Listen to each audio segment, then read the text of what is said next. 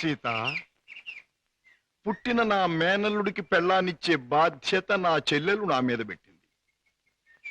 అందుకని ఇవాళ నుంచి పట్టుదలగా, శ్రద్ధగా, సీరియస్ గా నువ్వు అదే ఇవాళ నుంచి ప్రేమించడం మొదలు పెట్టావనుకో. ప్రేమించటమా? మన కోసం కాదు, ఆ పసివాడి కోసం. ఇలాగే సీరియస్ గా 2-3 సంవత్సరాలు ప్రేమించుకున్నావనుకో, అప్పుడు పెళ్లి చేసుకోవాలని బుద్ధి పుడుతుంది. మన కోసం కాదు, ఆ పసివాడి కోసం. హలో అల్లుడు, ఏమిట్రా ఇలా వచ్చావు? మామయ్య మీద మనసైందా? మరేమో మా అమ్మ నా పెళ్ళాన్ని నీ దగ్గరుంది తెచ్చుకోమని చెప్పింది. ఓహో, నీ పెళ్ళామా? నా పెళ్ళాన్ని నాకు ఏమోయ్యా, నేను ఆడుకోవాలి. ఒరేయ్ ఒరేయ్, ఆ టైప్ కుడుతుంది అమ్మాయి, బాగుందా? అదే నా పెళ్ళం, అంత పెద్ద పెళ్ళం వద్దుకో. ఏరా, ఇంత పెద్ద మామయ్యకి ఎసరు పెట్టేటట్టున్నావు. ఆ అమ్మాయి నీ పెళ్ళాం కాదురా, ఆ అమ్మాయిని అడిగితే నీకు పెళ్ళాన్ని ఇస్తుంది. చలో చలో. ఏ అమ్మాయి? ఏం బాబు, ఏం కావాలి? చాక్లెటా? కాదు, పెళ్ళం కావాలి. ఎక్కడ తెచ్చా? పెళ్ళావా? అవును, మావి చెప్పాడు.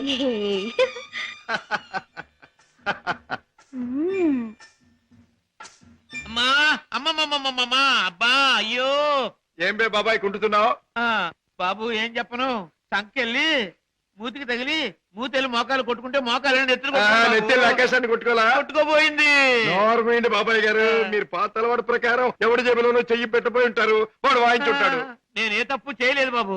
సెలవు కదా అని చేపలు కొనుక్కు తిందామని బెస్తపేట వెళ్ళాను. అక్కడ ఒక పెద్ద చేపను డబ్బులు ఇచ్చి కొనబోతే ఈ చేప నాది అని ఒక రౌడీ వచ్చాడు కూర్చున్నాడు బాబు.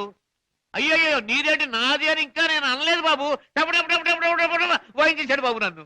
చేపల పులుసు దేవుడు ఎరుగును, నా ఒళ్ళు పులిచేసేసాడు బాబు.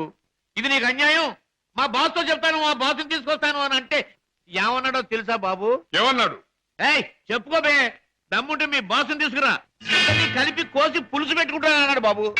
అంత మాట అన్నాడు? డామిట్. సీత, నువ్వు బాబుని తీసుకెళ్ళి ఇంట్లో దిప్పి.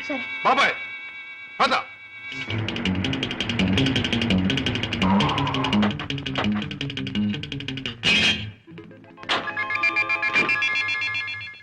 అక్కడే సార్ వాడు నన్ను పట్టు కొట్టింది.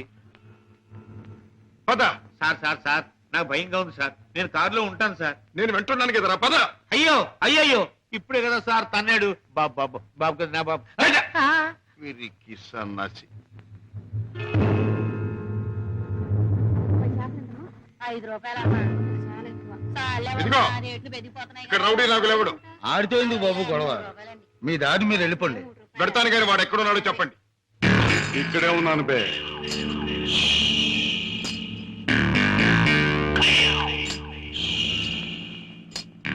నువ్వేనా నాగులు? అనే అనుకుంటున్నాను బే. బే, ఇది నీకు అలవాటా బే? ఆ?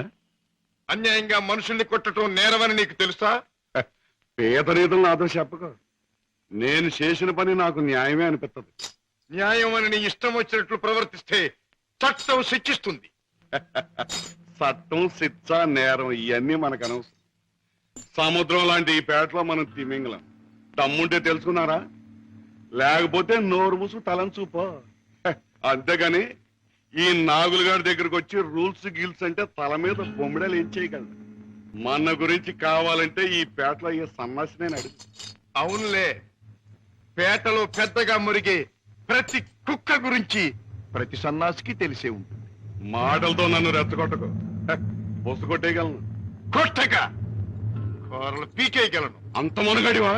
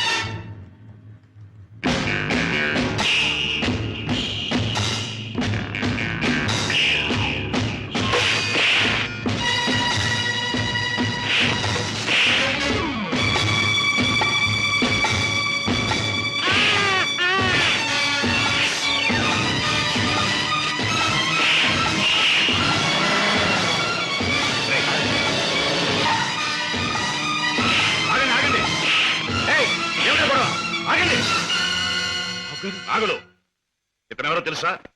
నా కన్న కొడుకు, నా ప్రాణానికి ప్రాణం. ఈ బాబు గారు మీ అబ్బాయా? నాకు నిజంగా తెలియదు బాబు. తెలుసుంటే చేయెత్తబోదును, మాట తొలగపోదును. నన్ను మన్నించండి బాబు. ఏం నాన్నగారు, ఈ నాగులు మీకు తెలుసా? తెలుసు అంటే మీ నాన్నగారు నాకు తెలియపోటేంటి బాబు. ఒకప్పుడు జ్ఞానంలో చిక్కున్న చేపలాంటి నన్ను బయటికి లాగి తిన్నెట్టి బతికించారు. ఇది నాకు దేవుడితో సమానం బాబు గారు. రాజా పెడదాం పద. రాజా బాబు, ఏ నాగులు? ఇక నుంచి ఈ నాగులు మీ నమ్మిన పంట అనుకోండి. కట్టం వచ్చినా కన్నీరు వచ్చినా ఈ నాగులు ఉన్నాడనే సంగతి మాత్రం మర్చిపోకండి బాబు. నాగులు, ఇక నుంచి అమాయకుల మీద చేసుకోవటం మాని కష్టపడి సంపాదించి బ్రతకటం నేర్చు. అలాగే బాబు, కమాన్.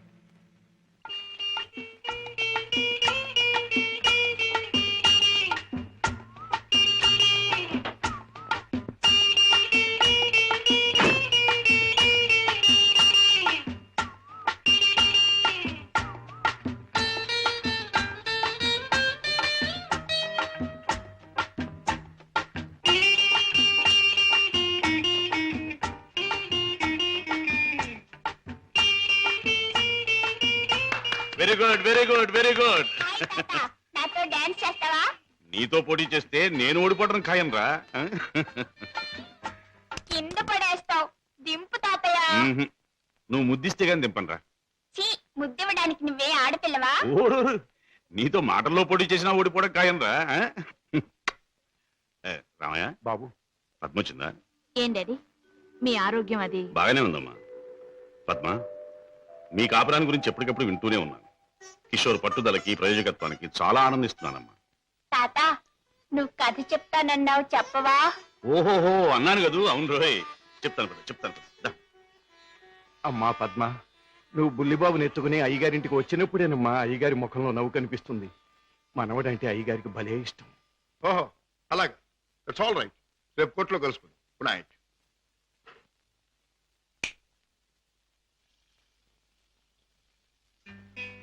డాడీ, ఇలా వచ్చారు ఏమిటి? అయిపోతున్న వయస్సు, అలసిపోయిన మనస్సు మనిషికి గమ్యం దగ్గర పడుతుందని తెలియజేస్తాయి కదా. అలాంటప్పుడు మిగిలిపోయిన కోరికలన్నీ త్వరగా తీర్చుకోవాలని ఆశపడతాడు మనిషి. It's natural. అవునా? మీ మనసులో ఉన్న కోరిక ఏమిటి? రాజా, చీకట్లో ఒక చిన్న దీపం ఎంత వెలుగునిస్తుందో, ముసలితనంలో ఒక పసివాడు తాత అని పిలిస్తే అంత ఆనందం కలుగుతుంది. కళ్ళకు వాడంత వెలుగవుతాడు అని రామయ్య తరచూ చెబుతుంటాడు. అప్పుడు మీరేమనేవారు? నేనా? నిజమేనని ఒప్పుకునేవాడిని. రాజా, అనుక్షణం బిజినెస్ వ్యవహారాల్లో పడి కన్నబిడ్డలకు జరపవలసిన ముద్దు ముచ్చట్లు మర్చిపోతున్నానేమో అనిపిస్తుంది. అందుకే పద్మ తన పెళ్లి తాను చేసుకుంది. ఆ పెళ్లి కళ్ళారా చూసి అదృష్టం పోగొట్టుకున్నాను. కానీ రాజా, నీ విషయంలో మాత్రం అలా జరగదు. నీ మనసులో ఎవరైనా ఉంటే చెప్పు, నేను అభ్యంతర పెట్టను. మనస్ఫూర్తిగా ఒప్పుకుని దీవిస్తాను. Thank you daddy, thank you. Good night. Good night. అవును బాస్, ఆ రంగయ్యని మీరు ఎలాగైనా రక్షించాలి. అసలు ఆ రంగయ్య ఎవరు? మా ఇంటి దగ్గర ఉండే టాక్సీ డ్రైవర్. మనిషి ఎంతో మంచివాడు, అమాయకుడు. చెయ్యని నేరానికి అన్యాయంగా జైలు పాలయ్యాడు. అతని మీద ఆధారపడ్డ అతని కుటుంబం అంతా చాలా బాధపడుతున్నారు. బాస్, మీరు ఎలాగైనా రక్షిస్తే వాళ్ళ కుటుంబానికి సాయం చేసిన వాళ్ళు అవుతారు. అలాగే సీత, ఈ కేసు నేను టేకప్ చేస్తాను. నేరస్తుల్ని శిక్షించడమే కాదు, అమాయకుల్ని రక్షించడం కూడా న్యాయవాదుల బాధ్యత, కర్తవ్యం. It's my duty. రంగయ్య, తప్పు చేయని వాడు దేనికి భయపడక్కర్లేదు. నీకు జరిగింది ఏమిటో చెప్పు. చెబుతాను బాబు, చెబుతాను.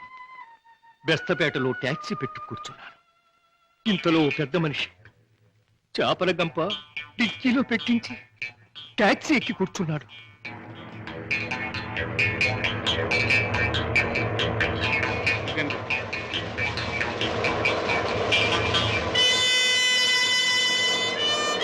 Stop, stop, stop.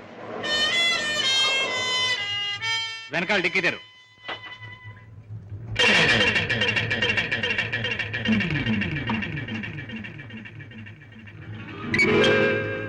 ఈ చేపల గంప ఎవరిది? నాది కాదు సార్, ట్యాక్సీలో వచ్చిన వారిదండి. అలాగా.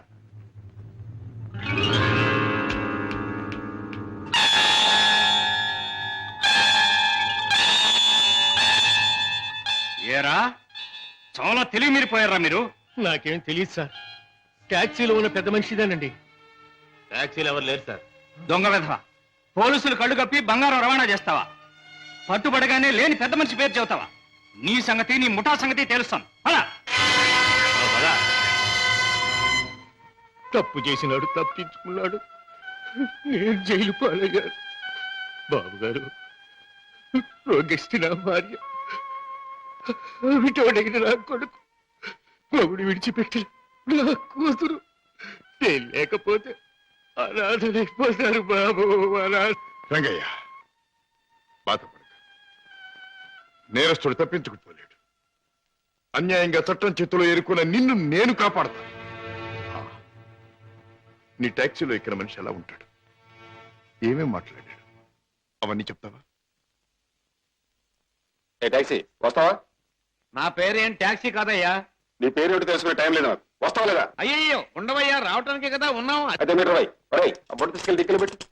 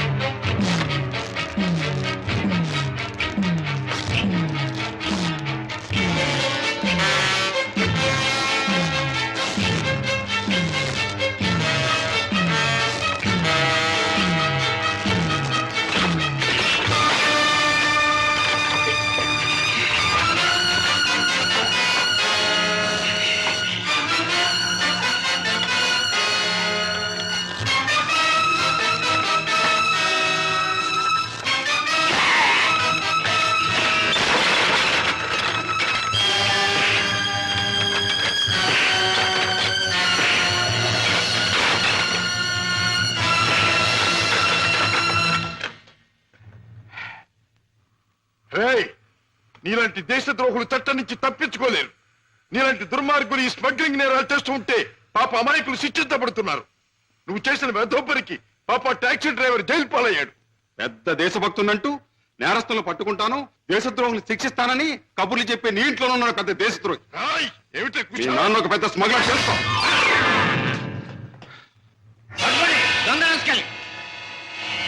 మా నాన్న స్మగ్లరా?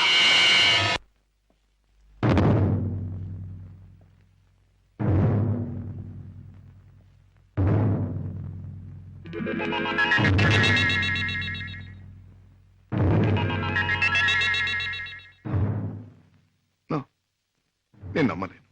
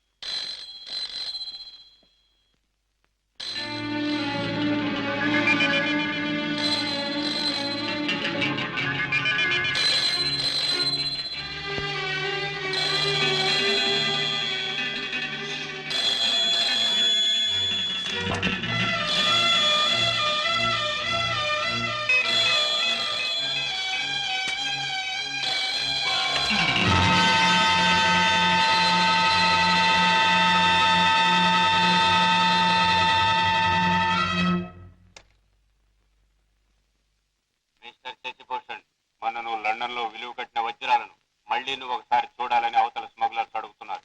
కనుక రేపు మళ్ళీ నువ్వు బయలుదేరాలని బాస్ చెప్పారు.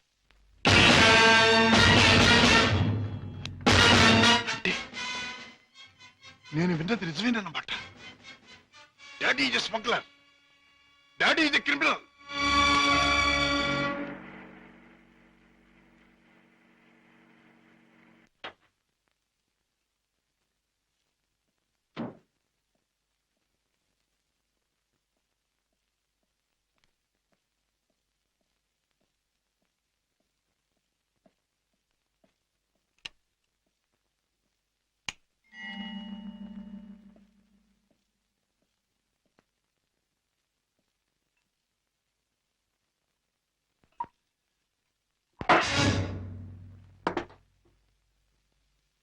నాకు పోయండి రాజా, అవును, తెలిసిన నిజాన్ని తట్టుకోవాలంటే తాగక తప్పదు. తప్పనిసరిగా నీతో తాగించే ఆ తెలిసిన నిజాలేమిటి? మీకు తెలియదంటారా? నీకేం తెలిసిందంటాను. ఏనాడో తెలియవలసింది, లేదా ఎప్పటికీ తెలియకూడంది తెలిసింది. నేను దండం పెట్టే దేవుడు దారుణమైన రాక్షసుడని తెలిసింది. నాకు అన్నం పెట్టి చేయి అన్యాయంతో చేయి కలిపిందని తెలిసింది. రాజా, అవుండే, మిమ్మల్ని గురించి భయంకరమైన నిజం ఒకటి తెలిసింది. మీరు చేసేది స్మగ్లింగ్ అని తెలిసింది. మీరు నేరస్తులని తెలిసింది. తెలియగానే నేను నమ్మలేదు. ఇప్పటికీ నమ్మాలంటే నా మనసు ఒప్పుకోవటం లేదు. అందుకే మీ నోటి వంటి మీ మాటగా మీరే చెప్పండి డాడీ, మీరు నేరస్తులేనా? చట్టం దృష్టిలో దోషులేనా? మీరు చేసేది సంఘానికి దేశానికి ద్రోహమేనా? చెప్పండి డాడీ, చెప్పండి. మై డియర్ బాయ్, నీకు తెలిసిందంతా నిజమే.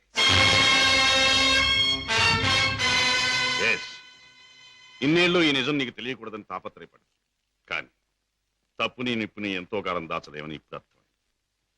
రాజా, నేను పట్టుబడిన నేరస్తు. నేను చేసేది చట్టానికి వ్యతిరేకమైంది.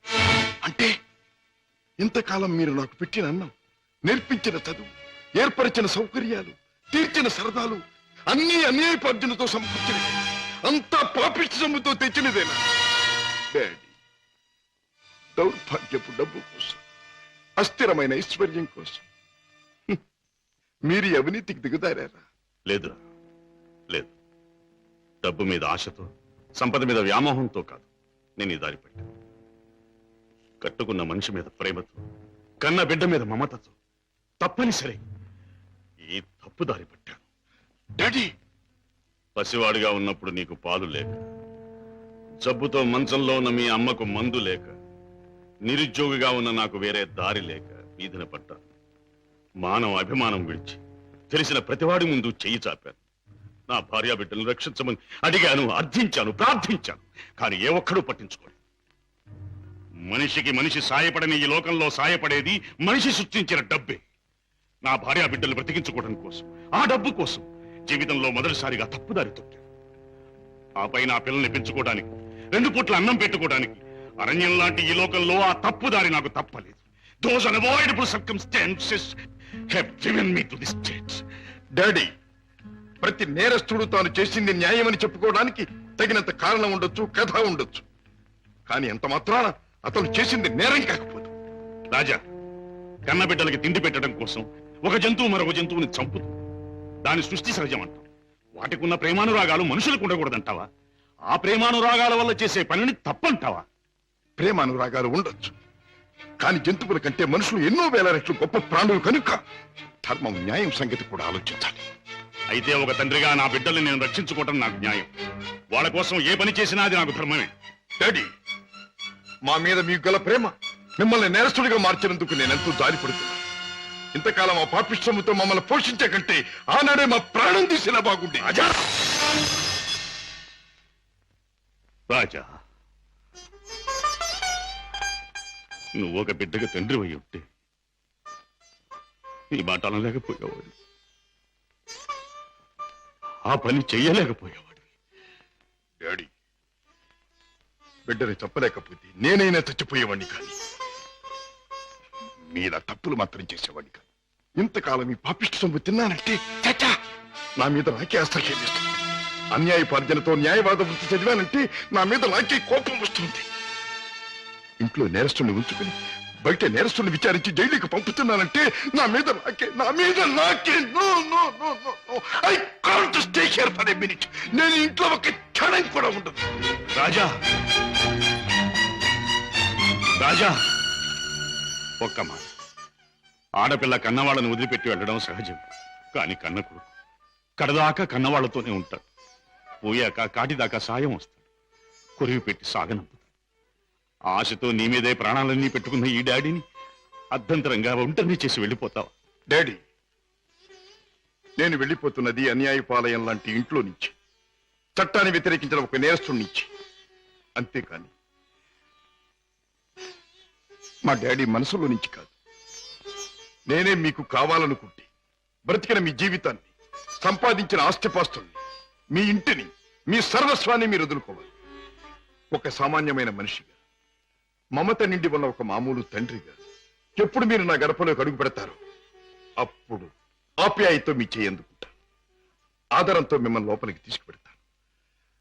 లేకపోతే ఈ కొడుకే మీకు లేడనుకుంటాను.